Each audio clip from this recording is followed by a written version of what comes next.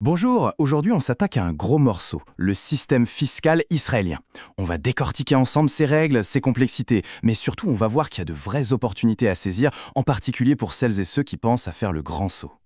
Parce que oui, avant même de faire ses valises ou de monter un projet, comprendre le paysage fiscal, c'est l'étape numéro 1. C'est vraiment la fondation pour que tout se passe bien. Alors, voilà notre feuille de route. On va avancer en 5 étapes. D'abord, qui est considéré comme résident fiscal? Ensuite, comment est calculé l'impôt sur le revenu? Puis, on va percer le secret des points de crédit. Après ça, on verra l'avantage incroyable pour les Olim Radachim, les nouveaux immigrants. Et on terminera sur le monde de l'entreprise et de l'investissement. C'est parti! Allez, on commence par la base de la base. La toute première question à se poser, c'est celle de la résidence fiscale. C'est ce statut qui va absolument tout déterminer pour la suite. Alors, c'est quoi la différence? Eh bien, c'est assez simple. Si on est résident fiscal, l'État israélien regarde la totalité des revenus qu'ils viennent d'Israël, de France, des États-Unis, n'importe où.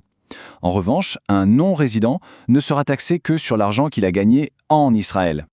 Et comment l'administration sait dans quelle case on se trouve? Elle utilise ce qu'on appelle le test du Merkaz Haïm, le centre de vie. En gros, elle va regarder où se trouve le cœur de la vie d'une personne. La maison, la famille, le travail principal, les liens sociaux. C'est une vision d'ensemble.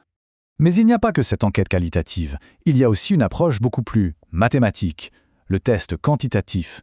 Là, c'est simple, on compte les jours passés dans le pays. Si on dépasse certains seuils, comme 183 jours sur une année, on est automatiquement présumé résident fiscal. C'est une règle claire. Bon, une fois qu'on a éclairci ce point, on passe à la question qui brûle toutes les lèvres.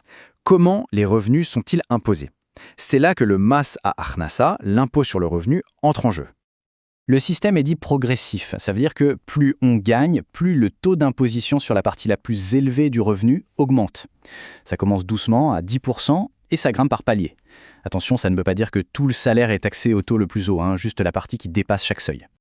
Mais ne prenez pas peur en voyant ces pourcentages. Le calcul ne s'arrête pas là. Le système israélien a une botte secrète, une particularité vraiment puissante pour faire baisser la note finale.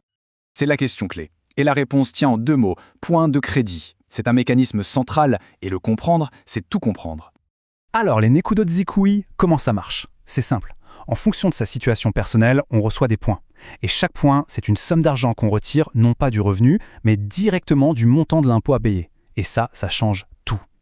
Pour que ce soit bien concret, en 2024, un seul point de crédit, c'est 242 shekels en moins sur l'impôt à payer. Chaque mois. Alors imaginez quand on commence à cumuler les points. L'économie devient vite très intéressante. Et comment on les accumule, ces fameux points? Eh bien, c'est un système très personnalisé. Tout le monde part avec une base. Ensuite, on ajoute des points pour les enfants, si on est un nouvel immigrant, si on a fini ses études, ou même si on a terminé son service militaire. C'est vraiment du sur-mesure.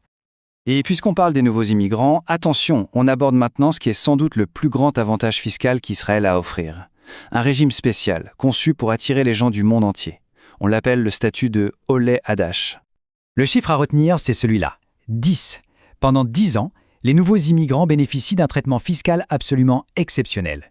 Une décennie entière. Et l'exonération, elle est spectaculaire.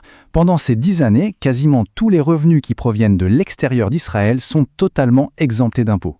Les loyers d'un appart à l'étranger, les dividendes d'actions, les plus-values, tout ça, c'est zéro impôt.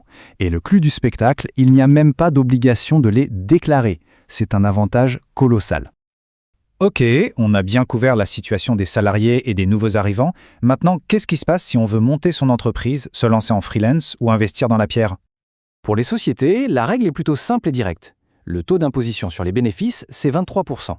C'est un taux fixe. Ensuite, bien sûr, si la société distribue les dividendes, il y aura une imposition supplémentaire à ce niveau-là. Pour les indépendants, il y a 2 grandes options. L'Ousek Patur, c'est un peu le statut d'auto-entrepreneur, idéal pour démarrer une petite activité, car il n'y a pas de TVA à gérer. Et puis il y a l'Ousek Mourché, le statut standard, où on facture la TVA, la fameuse Ma'am, à 17%, et on peut aussi la récupérer sur ses frais professionnels. Évidemment, il y a d'autres taxes à avoir en tête. Le Bitoa le Mi, c'est l'incontournable, l'équivalent des cotisations sociales et de l'assurance maladie. Et pour l'immobilier, il faut prévoir une taxe à l'achat, le mas rechisha, et un impôt sur le gain réalisé à la revente, le mas shevach. On voit bien que tout ça forme un ensemble assez complexe. Mais le point crucial, c'est que comprendre ces règles, ce n'est pas juste une contrainte pour être en règle, c'est une vraie opportunité. Une stratégie bien pensée dès le départ peut faire économiser des sommes vraiment importantes.